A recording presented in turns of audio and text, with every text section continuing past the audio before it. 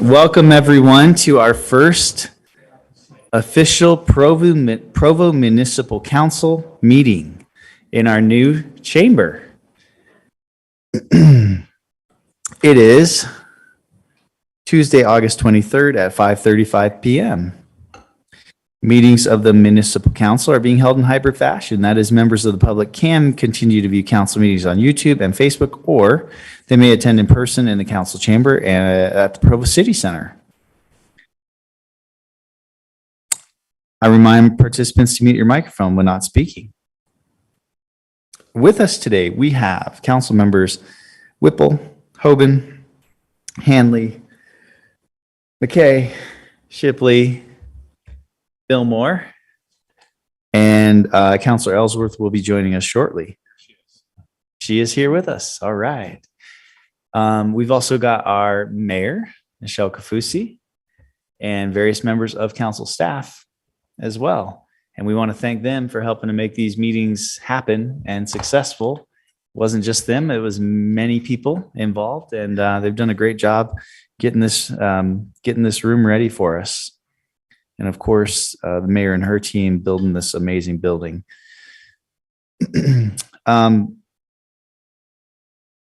Today, our opening prayer will be by invitation. It will be provided by Steve Kafusi.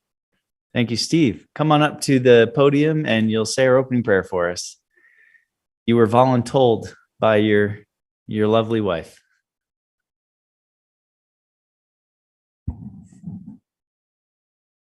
Our Father in heaven, we're grateful for this opportunity we have to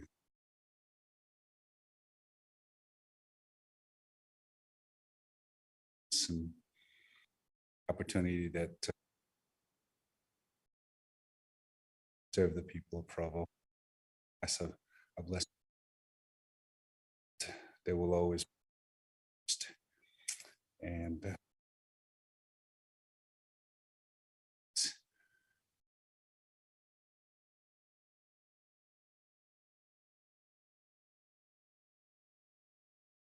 see to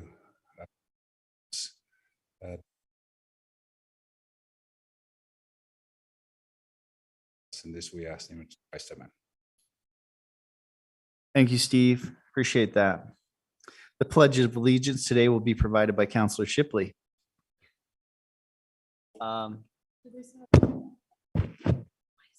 We need to unfurl the flag. I've never used that word before, but it seems appropriate.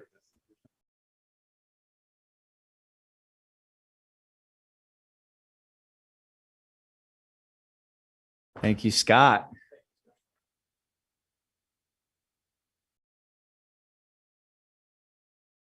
Flag of the United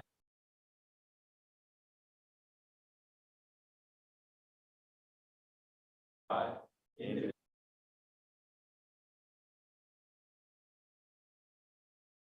Thanks, Scott. I love it.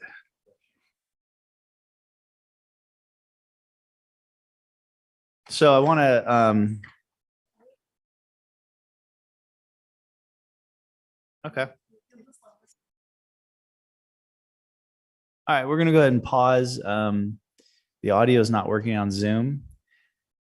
I'll take this moment to welcome our new executive director, Justin Harrison. We hope that his family and him feel welcome here in Provo, and we're excited to work with him and get to meet his family a little bit, and just really excited to have him kind of help get our staff filled out here and do some good things for the council and the city.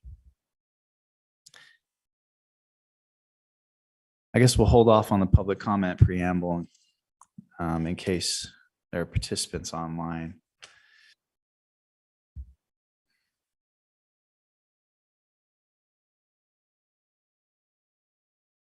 Doesn't look like any outside attendees.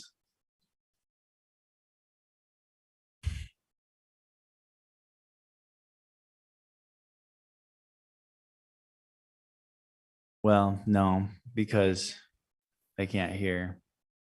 So if there happened to be someone watching online who wanted to participate, unless anyone knows sign language. Okay, I was just talking so you could test it. All right. So Justin, just so you know, typically the executive director will read our public comment preamble out loud for us. Do you have that in front of you? All right, if you wouldn't mind taking that away for us, thank you. Sure. As indicated on the screen, a required public hearing will be held for certain agenda items prior to council action. After each such item has been presented, time to comment will be provided for all those who wish to speak. For items that do not require a public hearing, public comment will still be taken following presentation of the item, but will be limited to 10 minutes.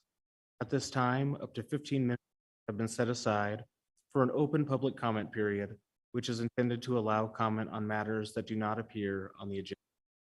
Persons who speak during this time to an item that is on the agenda will not normally be afforded a second opportunity to speak during the comment period, that item. During any public comment period, each speaker will generally be limited to 2 minutes. Due to noticing requirements, no formal action will be taken in this meeting on matters that do not appear on the agenda. Those with comments are invited to approach the podium. Those participating on Zoom will need to use the raise hand feature to indicate they wish to comment. Chair may choose to alternate between in-person and online commenters. Please begin your comments by stating your name and city of residence. You will have 2 minutes to speak. To assist the city recorder with the minutes, we ask that those commenting in person print your name on a slip of paper provided here at the front of the room and place it in the, well, there's no container, so to place it with this. Online commenters should spell out their names before comment. All right. So at this time, we'll go ahead and open it up for public comment for any comments on items that are not on the agenda tonight. Doesn't appear that anyone in the chamber here is interested in doing that, and I will go ahead and check. It doesn't seem that we have anyone online. Okay, so seeing that nobody's participating online, we will go ahead and close public comment.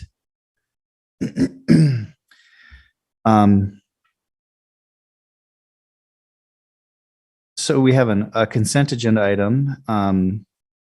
Before proceeding to the action agenda, we will handle the consent agenda. The consent agenda is intended to quickly handle agenda items that may not require further discussion because they are routine or have been fully vetted in other meetings.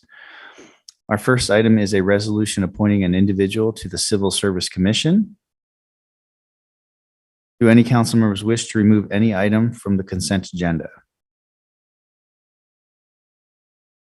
All right, we will go ahead and call for a vote. I call for a vote to collectively approve the consent agenda item. Do we do all in favor? Or what do we do, Brian? A roll call vote, We do a roll call vote for this too? Okay, but just on the entire consent agenda. okay. Counselor Hanley, Yes. Counselor McKay, Yes. Counselor Fillmore, Yes. Counselor Shipley, Yes. Counselor Whipple, Yes. Counselor Ellsworth, Yes. and I will vote yes. That is unanimous. All right.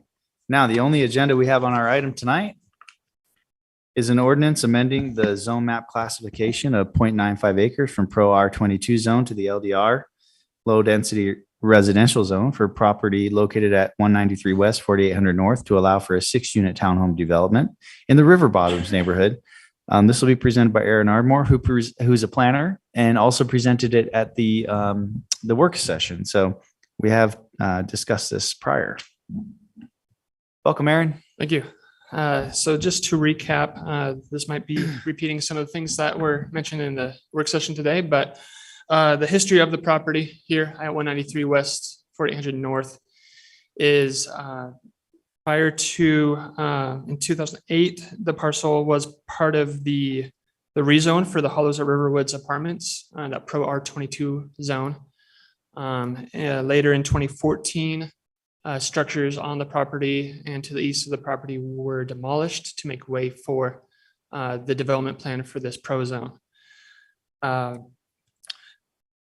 As that project developed, as PEG developed those apartment buildings, they set aside this parcel at 193 West. And that was due to the fact that there was a resident in the middle of the proposed apartment project with a home that they negotiated to move his family to this property at 193 West. So they set aside this property for a single family home and parceled it off of their apartment project. Now, the single family dwelling was proposed there as the original owner of the home left the area. That property was sold off and has exchanged hands a few times. And the current applicant has proposed the LDR zone to enable a 6 townhome development. If we can go to the site plan. There. So a couple of things with this. So the properties to the south that you saw on the prior page on 4750 North in the RA zone, those properties are single family dwellings, and the properties on the north side of 4750 were part of this PEG development plan to create a buffer. In addition to that, there are crash gates. Maybe go back a couple pages because it's right there. Perfect. So you can see the crash gates just left of 148 West, 4750 North. There's 2 crash gates there that restrict access from that neighborhood to the south and restrict access from cross-through traffic from these apartments and from these future townhomes. And I think that's maybe why we haven't had a whole lot of concern with this proposal, with this LDR proposal, is because it really doesn't affect the single-family neighborhood to the south. Getting into the site plan itself, the plan is to front the townhome units facing the river. This has been a focus of the council and of planning staff lately, and this is one of the first examples of that to try to really make use of that as an amenity. You can see the open space kind of leads to the river, the units front it, and they just share that access with the apartment buildings off of 4800 North. So we were happy to see that. We were happy to work with the developer to kind of lay it out like that in the concept plan. So the LDR zone request in front of you today, staff believes is a good fit. If you look at what's around it, you've got apartments to the east, commercial to the north, office to the west and the northwest. This townhome development, this LDR zone that produces this development, creates an alternative housing option for this area. Really helping support that general plan goal of creating a balanced neighborhood and further helping the Riverwoods business and commercial district to be viable. So I think that's all I have. We recommend approval. We like this plan. We look forward to working with the applicant through a project plan and really refining the architecture and the site plan on this one. Thank you, Aaron. Councilor McKay. I love this. I love that the homes are facing the river. I love that we're doing townhomes for purchase to help citizens with home ownership.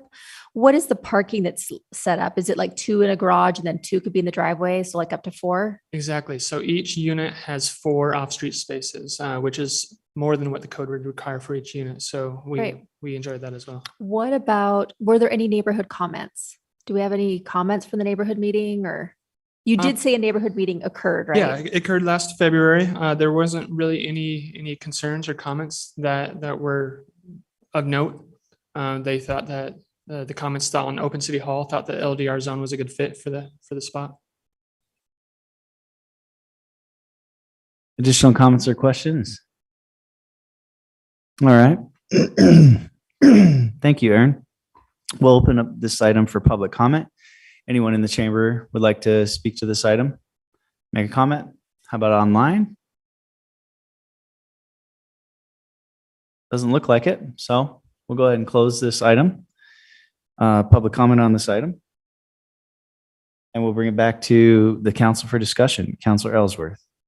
Yeah, I just want to thank staff for incorporating comments and concerns about the river. I think it's terrific that we are orienting more things towards the river and using it as an amenity instead of an armpit. So thanks for doing that.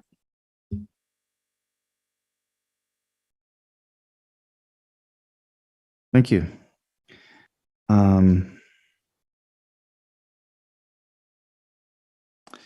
It looks like we can go ahead and close council discussion if there's no additional comments or questions, and we can call for a vote on the implied motion. Counselor Ellsworth. Counselor Fillmore. Yes. Counselor Whipple. Yes. Counselor Shipley. Yes. Counselor McKay. Yes. I, Counselor Hoban, will vote yes, and Counselor Handley. Yes. That is unanimous. And that was the only item we had on the agenda for this inaugural meeting here of the Provo City Council in our new chamber. So it's a record time meeting. That's the best way to break this room in. We'll go ahead and adjourn this Provo Municipal Council meeting. If there's no objection, we'll adjourn by unanimous consent.